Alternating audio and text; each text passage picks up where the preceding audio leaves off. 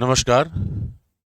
आज की वीडियो में मैं आपसे यह चर्चा करने वाला हूं कि जो संघ लोक सेवा आयोग की सिविल सेवा परीक्षा होती है, उसमें मुख्य परीक्षा का जो पाठ्यक्रम है, उस पाठ्यक्रम की बारीकियां क्या हैं। इस वीडियो को लाने का उद्देश्य यह है कि बहुत सारे छात्रों ने लगातार मुझसे अनुरोध किया था कि इस बार सिलेबस को एक बार डिकोड किया जाए और यह बताया जाए कि उस सिलेबस की या पाठ्यक्रम की विशेषताएं क्या हैं।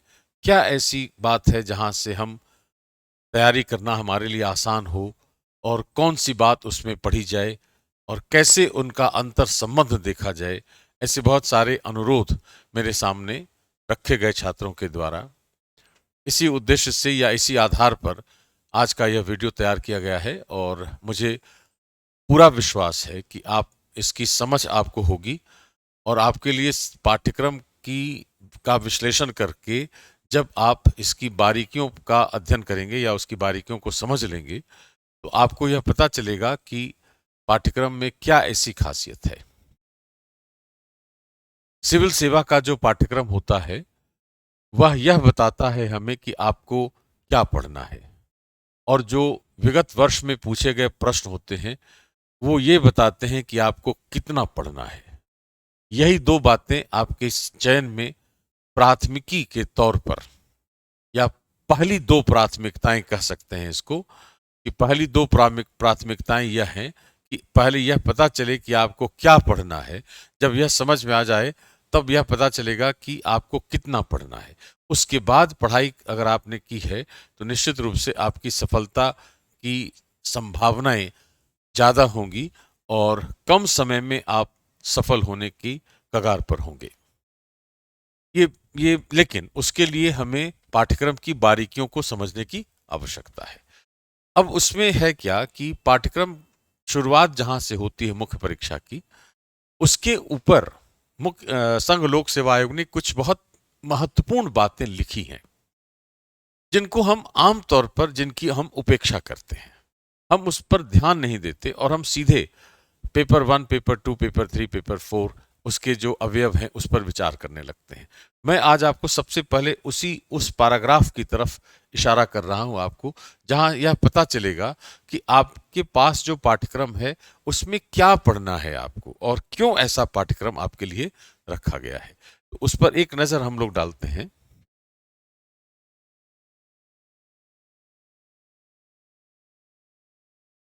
यहां लिखा है कि the nature and standard of questions in the general studies paper 2 to paper 5 will be such that a well educated person will be able to answer them without any specialized study। दो बातें बहुत गंभीर रखी गई हैं। Well educated का मतलब होता है सुशिक्षित और इसका मतलब होता है कि बिना किसी विशेषीकृत अध्ययन के अगर आप उसका उत्तर दे पा रहे हैं तो वही आपके लिए सबसे महत्वपूर्ण है। सुशिक्षित का मतलब यहां पर है कि एक ऐसा शिक्षित व्यक्ति जो अपना विचार रखता हो, अपनी राय रखता हो किसी मुद्दे पर, किसी टॉपिक पर, किसी विषय पर। तो हमसे यह पूछा जा रहा है, यह कहा जा रहा है कि आपको कहीं विशेषीकृत अध्ययन करने की आवश्यकता नहीं है। और ये सिद्ध कैसे हो सकता है कि विषय का नाम ही है सामान्य अध्ययन, कि अध्ययन हमेशा हमेशा सामान्य होना चाहिए। आगे है कि the questions will be such as to test candidates general awareness of a variety of subjects. बहुत सारे विषयों की एक सामान्य जागरूकता, एक सामान्य जानकारी चाहिए, बहुत गहराई में जाने की आवश्यकता नहीं है। फिर है कि which will have relevance for a career in civil services. उन्हीं प्रश्नों पर विचार करना है, उन्हीं विषयों की सामान्य जानकारी चाहिए जो सिविल सेवा में जो व्यक्ति का आपका करियर है उसके लिए जो प्रासंगिक होंगे। उन्हीं बातों का अध्ययन करने की जरूरत है। The questions are likely to test the candidates basic understanding. केवल बुनियादी बातें, बहुत स्पष्ट रूप से लिखा है कमीशन ने, इस पर गौर करें। Of all relevant issues and ability to analyse and to take a view on conflicting socio-economic goals, objectives, and demands. The candidates must give relevant, meaningful, and succinct answers. इसकी बात अगर हम लोग करें अब कि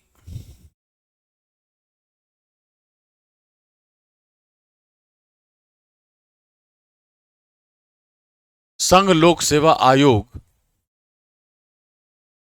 के दिशा निर्देश क्या हैं? एक, और पाठ्यक्रम की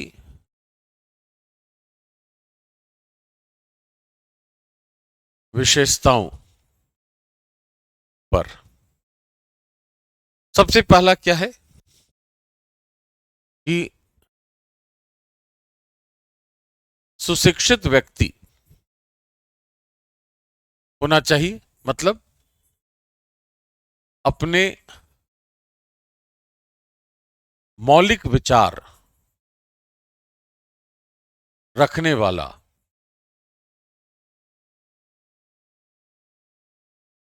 शिक्षित व्यक्ति होना चाहिए. He is called well educated person. दूसरा है कि विषय हमारा है सामान्य अध्ययन, अतः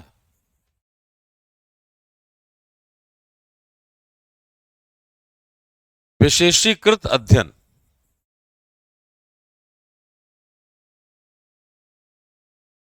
आवश्यक नहीं है.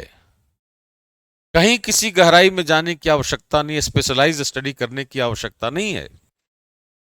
तीसरी बात क्या है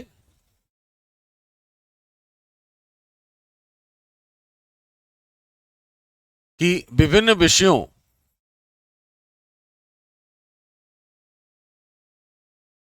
की सामान्य जानकारी चाहिए, उसी का परीक्षण किया जाएगा, गहराई का नहीं. तो हमें बहुत गहरे ज्ञान की आवश्यकता इसमें नहीं है, सामान्य जानकारी होनी चाहिए, सामान्य जागरूकता होनी चाहिए. दूसरा क्या है, विभिन्न मुद्दों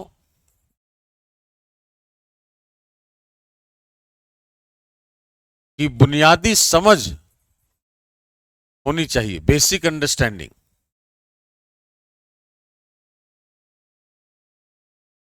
विश्लेषण की क्षमता होनी चाहिए. दूसरा.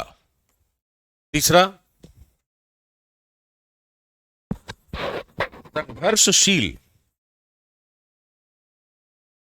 लक्ष्यों पर अपनी राय रखने की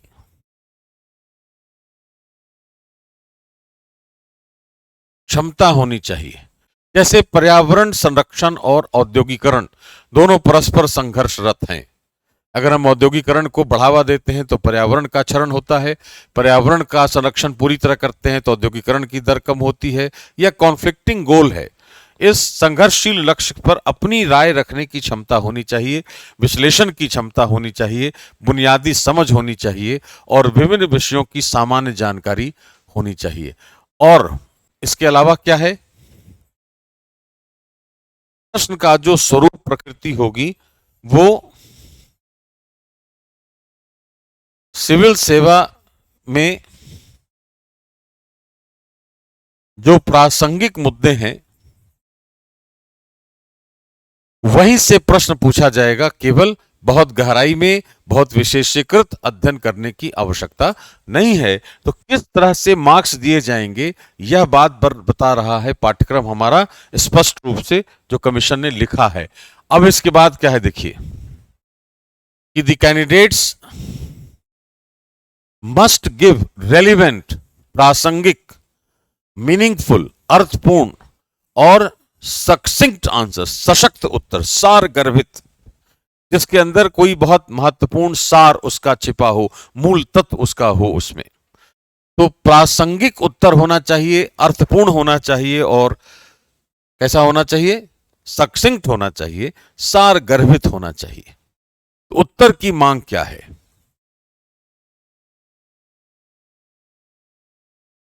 सबसे पहला प्रासंगिक, दूसरा मीनिंगफुल होना चाहिए, अर्थपूर्ण, और तीसरा सारगर्भ। 3 शब्द हैं, इन्हीं का परीक्षण करेगा कमीशन। यह ध्यान रखना है हमें। इसका मतलब है कि जो पाठ्यक्रम का यह जो खंड है हमारे सामने, यह जो पैराग्राफ है, यह पैराग्राफ हमारे लिए सबसे महत्वपूर्ण है, जो यह बताता है, जो यह बताएगा कि हमारे लिए प्रश्न कैसे होंगे, परीक्षण क्या होगा, नंबर कैसे आएगा और किस तरह के उत्तर हमें देने हैं, इसकी जानकारी यहां से हमें मिलती है। अब इसके बाद इसने फिर एक्सप्लेन किया है कि वो पेपर 1 पेपर 2 में आगे क्या है, उसकी चर्चा हम लोग करते हैं एक एक करके।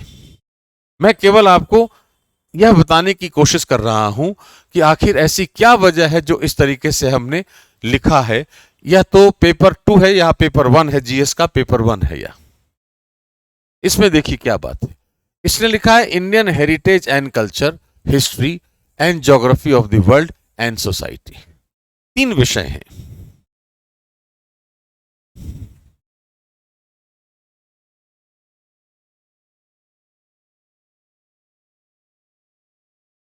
जीएस पेपर 1 में एक है विरासत, संस्कृति, इतिहास, भूगोल और भारतीय समाज, जिसमें सीक्वेंस यही है। सीक्वेंस देखिए, हिस्ट्री, हेरिटेज एंड कल्चर, विरासत और संस्कृति, इतिहास, भूगोल और समाज, ये आपका सीक्वेंस है यहां पर। इसका मतलब है कि विरासत से संबंधित जो प्रश्न होते हैं उनकी संख्या अधिक होनी चाहिए और उनके बारे में आपकी समझ अवश्य होनी चाहिए। ऐसा क्यों? क्योंकि जब आप प्रशासक बनकर काम करेंगे तो आपको उस क्षेत्र की सांस्कृतिक पृष्ठभूमि समझ में आनी चाहिए, विरासत की बातें समझ में आनी चाहिए, उसका इतिहास, उसका भूगोल, उसका समाज समझ में आना चाहिए, तभी आप नीतियों को लागू कर पाएंगे। इसी कारण से इतिहास, भूगोल और समाज को एक साथ जोड़कर पहले प्रश्न पत्र में रखा गया है, क्योंकि बिना इनके अध्ययन के आप प्रशासन कर नहीं सकते। तो इतिहास पढ़ना इसलिए आवश्यक है कि बिना इतिहास की समझ के हम विरासत और संस्कृति की समझ नहीं कर सकते, इसलिए इतिहास पढ़ा जा रहा है। तो इतिहास पढ़ाना उद्देश्य नहीं होकर साधन है और साध्य यह है। इसका मतलब है कि यहां से फोकस प्रश्न पर ज्यादा होगा इतिहास की तुलना में। इतिहास और भारत का भूगोल बहुत अंतरंग रूप से संबंधित है। बिना भूगोल के अध्ययन के इतिहास का अध्ययन कर पाना संभव नहीं है। जैसे एक साधारण उदाहरण देखें कि अगर अशोकन एम्पायर की बात करें तो अशोक के शासनकाल में भारत कैसा था, अंग्रेजों के शासनकाल में कैसा था, आज का शासनकाल में, आज के शासनकाल में कैसा है, तो हम मैप से ही, ज्योग्राफिकल मैप से ही हम उसकी समझ विकसित कर सकते हैं। तो भूगोल के आधार पर हम इतिहास का भी अध्ययन कर सकते हैं, समाज का भी अध्ययन कर सकते हैं, क्योंकि भौगोलिक कारकों का जो प्रभाव समाज पर पड़ता है वह हमें समझने की आवश्यकता होती है। इसका मतलब यह हुआ कि इस पेपर में ये 3 जो विषय हैं, ये तीनों आपके लिए एक ऐसी बात कर रहे हैं जिसमें आपको समाज, आपको समझना क्या क्या है, विरासत, संस्कृति और समाज, ये इसका कोर है। इसके बाद इसका भूगोल है, सॉरी, इसके बाद आपको पढ़ना है इतिहास और इसके बाद पढ़ना है भूगोल। इसका मतलब कि भूगोल इतिहास के माध्यम से हम क्या क्या समझेंगे, ऐसे पढ़ेंगे इस डायरेक्शन में कि भूगोल इतिहास से हम भारत की विरासत, भारत की संस्कृति, भारत का समाज, इनकी समझ विकसित करेंगे अगर, तो हम सिविल सेवा के लिए प्रासंगिक प्रश्नों को समझ सकते हैं। अब इन तीनों में से, चारों में से आपके लिए वही प्रश्न पूछे जाएंगे जिनकी चर्चा हम लोग अभी कर रहे थे। विभिन्न विषयों की सामान्य जानकारी, बुनियादी समझ, विश्लेषण की क्षमता, संघर्षशील लक्ष्यों पर अपनी राय रखने की क्षमता। इसमें दो बातें और ऐड कर लीजिए। एक, प्रवृत्तियां, ट्रेंड्स, कैसे चीजें बदली हैं ओवर द पीरियड। एक, प्रवृत्तियां क्या होती हैं, किस तरीके से। दूसरा, कारण और प्रभाव क्या है, कॉज एंड इफेक्ट, किस तरीके का कॉज है, क्या कॉज था, क्या इफेक्ट है, इसकी समझ होनी चाहिए हमारे पास, तो हम प्रश्नों को बहुत आसानी से समझ सकते हैं। तो मेरा उद्देश्य इस वीडियो में केवल आपको यह बताना है, आपको कंटेंट पर बात नहीं कर रहा मैं, इतिहास में पढ़ना क्या है वो तो आप अपने हिसाब से तय करेंगे। मैं केवल यह बताने की कोशिश कर रहा हूं कि पेपर 1 में इतिहास, भूगोल और समाज क्यों और उसकी मूल आवश्यकता क्या है। जब हम ऐसी बात समझ लेते हैं, इतिहास को समझ लिया, संस्कृति समझ ली, समाज समझ लिया, अब आप प्रशासक होने के नाते अब आप उस पर नीतियों का क्रियान्वयन कर सकते हैं। कैसे, वो अगले पेपर से पता चलेगा। वो क्या है, governance, constitution, polity, social justice and international relations. Sequence क्या है पेपर 2 का,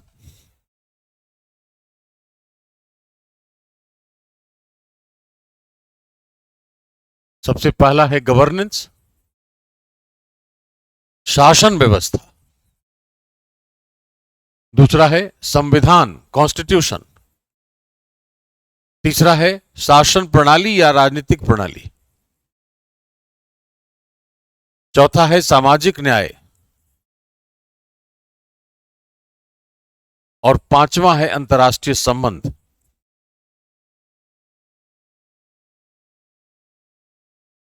ये 5 हैं, जिसमें से कोर क्या होगा आपका, गवर्नेंस। जैसे वहां हमने कहा था कि विरासत और संस्कृति सबसे महत्वपूर्ण, यहां शासन व्यवस्था सबसे महत्वपूर्ण है, क्योंकि आप उसी शासन व्यवस्था की स्थायी शासन के एक सेवक के रूप में कार्य करेंगे, प्रशासन के। इसलिए आपको गवर्नेंस की समझ होनी ही चाहिए। यह आपका कार्य है, जिसके लिए आपको संविधान का समर्थन चाहिए, जिसके लिए शासन प्रणाली का समर्थन चाहिए,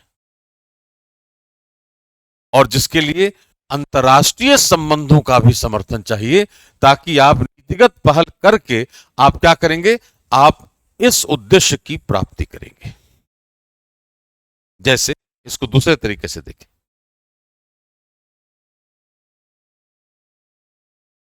शासन व्यवस्था ये आपका मुख्य तत्व है। इसमें आपको पढ़ना है, संविधान से समर्थन चाहिए। दूसरा क्या है, शासन प्रणाली से समर्थन चाहिए। और तीसरा, अंतर्राष्ट्रीय संबंधों से समर्थन चाहिए। और इसका उद्देश्य होगा नीति निर्माण और क्रियान्वयन। और उद्देश्य क्या हो गया,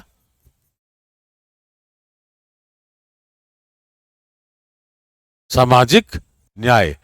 तो जाहिर है इसमें इसका जो वेटेज है और इसका जो वेटेज ये ज्यादा होगा इसकी तुलना में। अगर प्रश्न देखें तो सबसे अधिक वेटेज इसका है, इनका और इसका। पहले तो इनका वेटेज है सबसे ज्यादा, उसके बाद इसका, और तीसरे में इसका। लेकिन ढांचा यही है पेपर 2 का कि हमें मुख्य हमारी समझ शासन व्यवस्था की तरफ होनी चाहिए, जिसमें उतनी ही बातें संविधान की पढ़नी है जो शासन व्यवस्था से संबंधित हैं, उतनी ही बातें पढ़नी है जो शासन प्रणाली की हैं जो शासन व्यवस्था से संबंधित हैं, और उतनी ही बात करनी है अंतर्राष्ट्रीय संबंधों की कि जो हमारी शासन व्यवस्था को प्रभावित करती हैं। जैसे हमारे पाठ्यक्रम में लिखा है कि भारत पर जो प्रभाव है, भारत का जो हित है, उसमें विकासशील देशों में क्या हो रहा है, विकसित राष्ट्रों में क्या हो रहा है, अंतर्राष्ट्रीय संगठनों के द्वारा क्या हो रहा है, उन सबों से भारत का संबंध क्या है उसकी जानकारी चाहिए। जब ये इनपुट हमारे पास होता है तो हम बेहतर नीति निर्माण और क्रियान्वयन करेंगे, तो बहुत स्वाभाविक रूप से हम सामाजिक न्याय की बात कर पाएंगे। यह पेपर 2 की बारीकी है, जिसकी समझ हमें पढ़ाई के दौरान होनी चाहिए। तो हमारा मुख्य फोकस कहाँ हो गया, शासन व्यवस्था पर, कुछ बातें संविधान की, कुछ यहाँ की, कुछ यहाँ की, और अंतिम रूप से उद्देश्य के रूप में सामाजिक न्याय का अर्थ क्या है, कैसे होता है, सरकारें क्या कर रही हैं, कहां चुनौतियां आती हैं, इन सारी बातों का अध्ययन हम पेपर 2 के तहत करते हैं। तीसरा जो पेपर है हमारे पास, उसमें देखिए क्या है। सबसे पहला है technology, economic development, biodiversity, environment, security and disaster management. सबसे पहली चीज क्या है? तकनीक,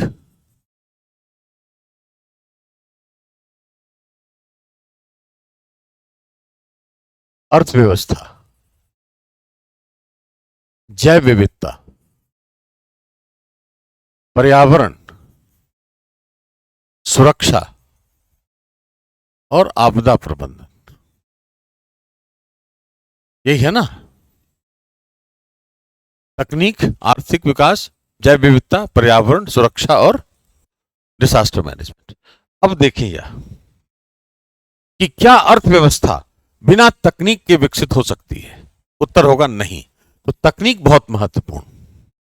कैसे तकनीक हमें अर्थव्यवस्था में, जैव विविधता में, पर्यावरण की रक्षा में, सुरक्षा में और आपदा प्रबंधन में कैसे सहायता पहुंचाती है?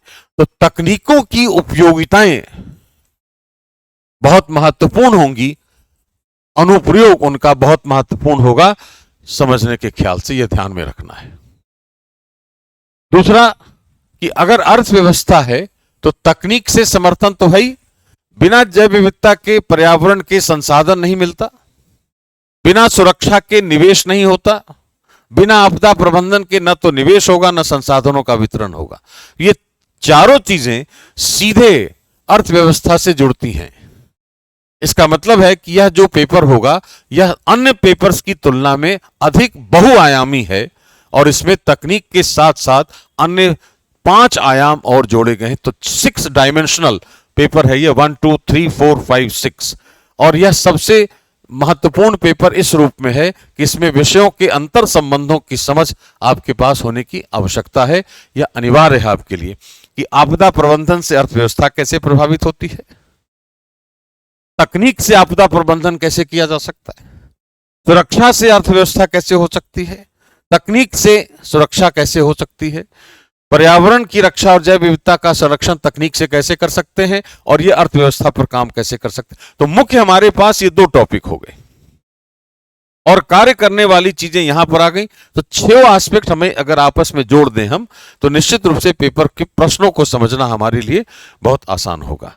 ये पेपर 3 की विशेषता है, उसकी बारीकी है, यह कह सकते हैं। और अंत में देखें अगर पेपर 4 को, जिसमें बात कही गई है नीतिशास्त्र, सत्यनिष्ठा और अभिरुचि। 3 बातें हैं।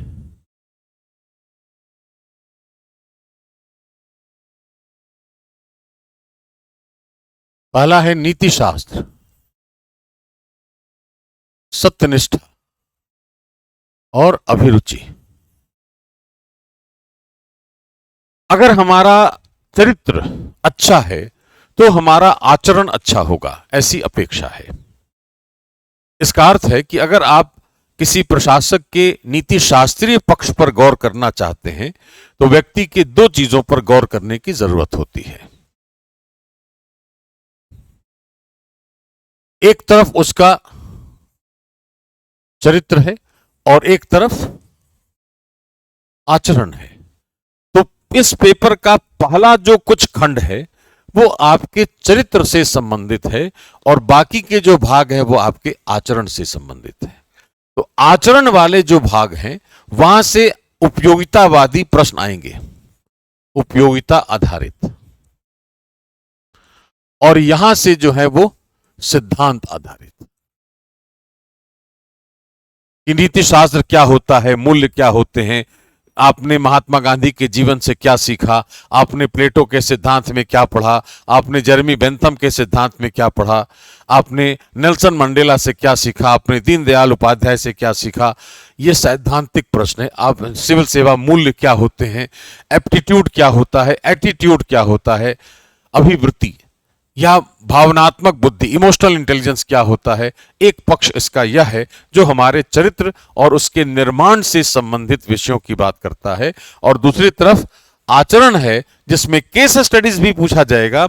यह भी पूछा जाएगा कि क्या अभी मान लिया जैसे हो कि जो सर्जिकल स्ट्राइक होती है क्या वो नैतिक है अंतर्राष्ट्रीय स्तर पर, इस पर भी एक प्रश्न हमसे इमेजिन कर सकते हैं, पूछा जा सकता है। तो कहने का अर्थ क्या है कि पेपर 4 जो है एथिक्स का, उसमें एक भाग आपका चरित्र है, पहला भाग, और दूसरा भाग आपका आचरण है। इस रूप में हम अगर पाठ्यक्रम को समझने की कोशिश करते हैं तो हम उसके अवयवों तक पहुंचने में आसानी होगी, और हर अवयव को हम बारीकी से समझकर उसका अध्ययन हम कर पाएंगे। अब हमने अगला चरण क्या देखना है कि जो विगत वर्षों में पूछे गए प्रश्न हैं उनमें किन किन विषयों से, किन किन टॉपिक से प्रश्न पूछा गया है, तो हमसे यह पता चलेगा कि हमें कितना पढ़ना है। जो मैंने शुरुआत में कहा कि पाठ्यक्रम से यह पता चलेगा कि क्या पढ़ना है, और प्रीवियस ईयर के क्वेश्चन से यह पता चलेगा कि कितना पढ़ना है।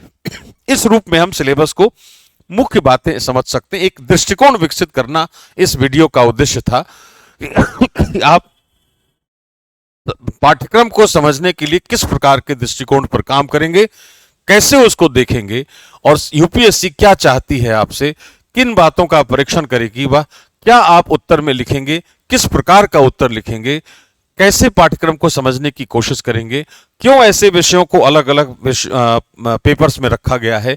इन्हीं बातों को समझने के लिए यह वीडियो बनाने की कोशिश की गई थी, और मुझे विश्वास है कि आपको इस बात की क्लैरिटी अवश्य हुई होगी, और अब आपके पढ़ने का तरीका ज्यादा सटीक होना चाहिए, ऐसी मेरी आशा है और ऐसा विश्वास है। राइट, धन्यवाद।